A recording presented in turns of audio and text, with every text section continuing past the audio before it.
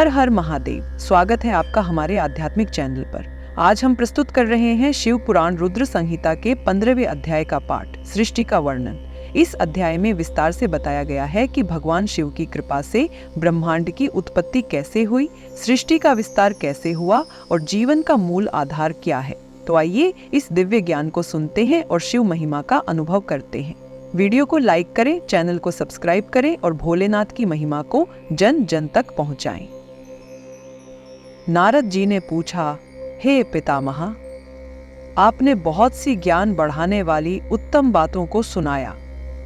कृपया इसके अलावा और भी जो आप सृष्टि एवं उससे संबंधित लोगों के बारे में जानते हैं, हमें बताने की कृपा करें। ब्रह्मा जी बोले, मुने, हमें आदेश देकर जब महादेव जी अंतर्धान हो गए तो मैं उनकी आज्ञा का पालन करते हुए ध्यान मग्न होकर अपने कर्तव्यों के विषय में सोचने लगा। उस समय भगवान श्री हरि विष्णु से ज्ञान प्राप्त कर मैंने सृष्टि की रचना करने का निश्चय किया।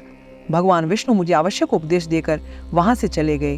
भगवान शिव की कृपा से ब्रह्मांड से बाहर बैकुंठ धाम में जा पहुंचे और वहीं निवास करने लगे।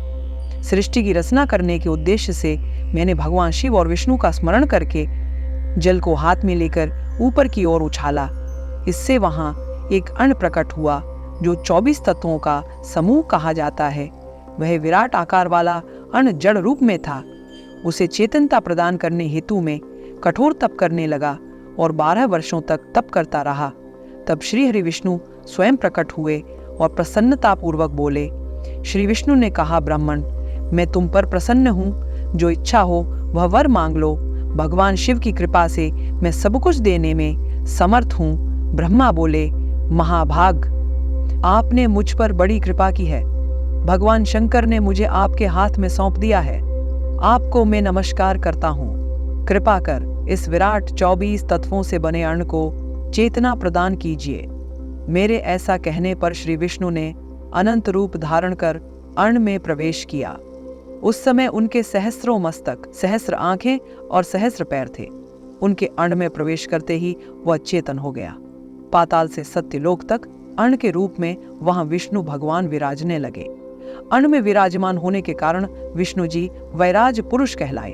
पंचमुख महादेव ने अपने निवास हेतु कैलाश नगर का निर्माण किया। देवर्षि संपूर्ण ब्रह्मांड का नाश होने पर भी बैकुंठ और कैलाश अमर रहेंगे, अर्थात इनका नाश नहीं हो सकता। महादेव की आज्ञा से ही मुझ में सृष्टि की रचना करने की इच्छा उत्पन्न हुई है। अनजाने में ही मुझसे तमोगुणी सृष्टि की उत्पत्ति हुई, जिसे अविद्या पंचक कहते हैं। उसके पश्चात भगवान शिव की आज्ञा से स्थावर संज्ञक वृक्ष, जिसे पहला सर्ग कहते हैं, का निर्माण हुआ, परंतु पुरुषार्थ का साधक नहीं था। अतः दूसरा सर्ग तिर्यक त्रोता प्रकट हुआ। यह दुखों से भरा हुआ था। तब ब्रह्मा जी द्वारा ऊर्ध्वस्रोता नामक तीसरे सर्ग की रचना की गई। Break time equal 1 millisecond 4। यह सात्विक सर्ग देव सर्ग के नाम से प्रसिद्ध हुआ। यह सर्ग सत्यवादी तथा परम सुखदायक है।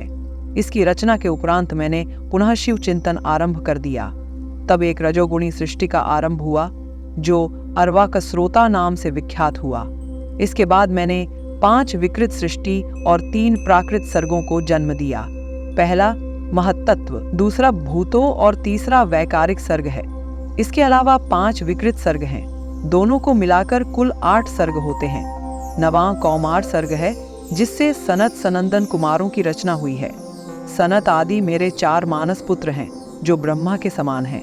वे महान व्रत का पालन करने वाले हैं। वे संसार से विमुख एवं ज्ञानी हैं।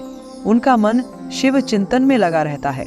मुनि नारद, मेरी आज्ञा पाकर भी उन्होंने सृष्टि के कार्य में मन नहीं लगाया। इससे मुझ में क्रोध प्रवेश कर गया।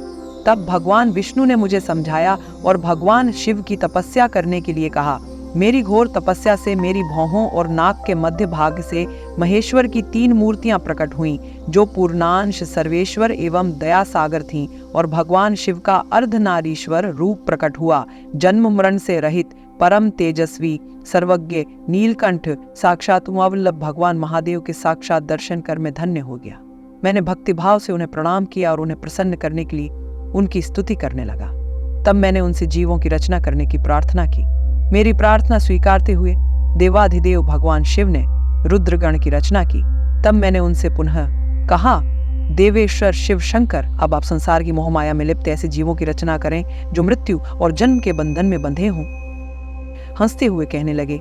शिवजी ने कहा, हे ब्रह्मा, मैं जन्म और मृत्यु के भय में लिप्त जीवों की रचना नहीं करूंगा, क्योंकि वे जीव संसार रूपी बंधन में बंधे होने के कारण दुखों से युक्त होंगे। मैं सिर्फ उनका उद्धार करूंगा, उन्हें परम ज्ञान प्रदान कर उनके ज्ञान का विकास करूंगा। हे प्रजापते, इन जीवों की रचना आप करें।